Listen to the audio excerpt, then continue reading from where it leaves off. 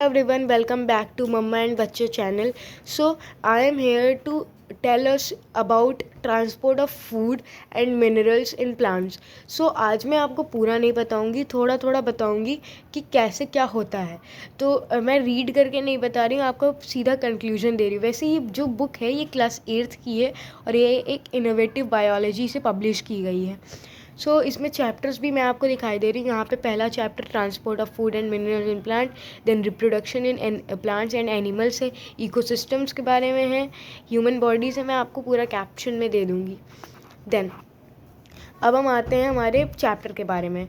तो हमारे basically chapter में ये बताया गया है कि फूड को ट्रांसपोर्ट और मिनरल्स को ट्रांसपोर्ट करने के लिए क्या किन किन चीज़ों का यूज़ होता है और कैसे वो ट्रांसपोर्ट होता है और किस प्रोसेस के थ्रू होते हैं और किन से वो होते हैं.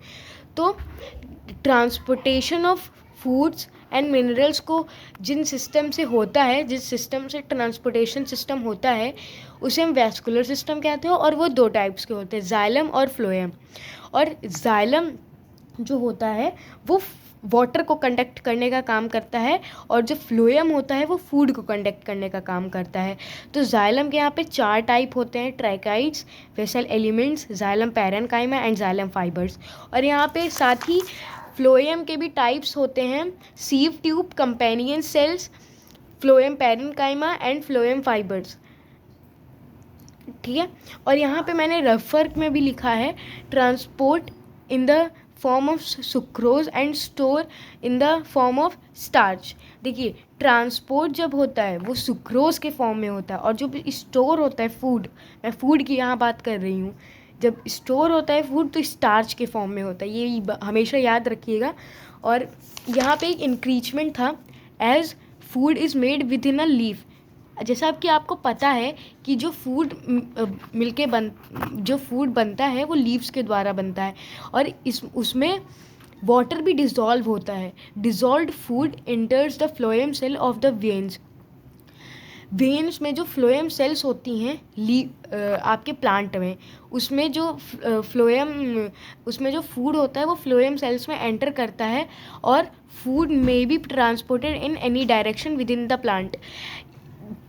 तो जो प्लांट फ्लोएम होता है, फूड जो फ्लोएम के अंदर फूड प्रिपेयर्ड फूड होता है वो किसी भी डायरेक्शन में उसको ट्रांसपोर्ट किया जा सकता है.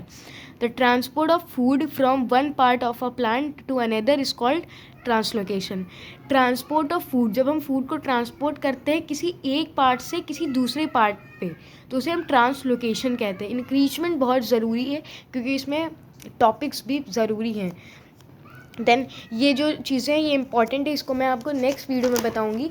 अभी मैं आपको पूरा कंक्लूजन दे रही हूँ.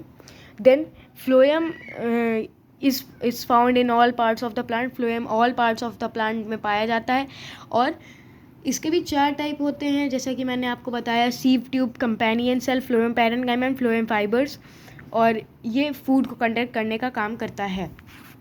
देन यहाँ पे फ्लोएम, जाइलम एंड फ्लोएम का डिफरेंशिएशन है जो कि बहुत ज़्यादा ज़रूरी है. और यहाँ पे भी इंक्रीचमेंट है, वो मैं बताऊँगी आपको बाद में. यहाँ ट्रैकाइड्स भी हैं, यहाँ कंपोनेंट ऑफ जाइलम है, कंपोनेंट ऑफ फ्लोएम्स भी हैं. इसमें डायग्राम्स ज़रूरी हैं, component of xylem and component of phloem. Next thing, absorption of water and minerals. Absorption of water and minerals diffusion और ऑस्मोसिस के थ्रू होता है. और यहाँ पे एसेस योरसेल्फ में बताऊँगी, एक्सपेरिमेंट्स भी हैं यहाँ पे. ऑस्मोसिस बेसिकली ये होता है कि जो मॉलिक्यूल्स हाइयर कंसनट्रेशन से दूसरी तरफ लोअर कंसनट्रेशन में जाते हैं उसे हम ऑस्मोसिस की प्रोसेस का नाम देते हैं. नेक्स्ट,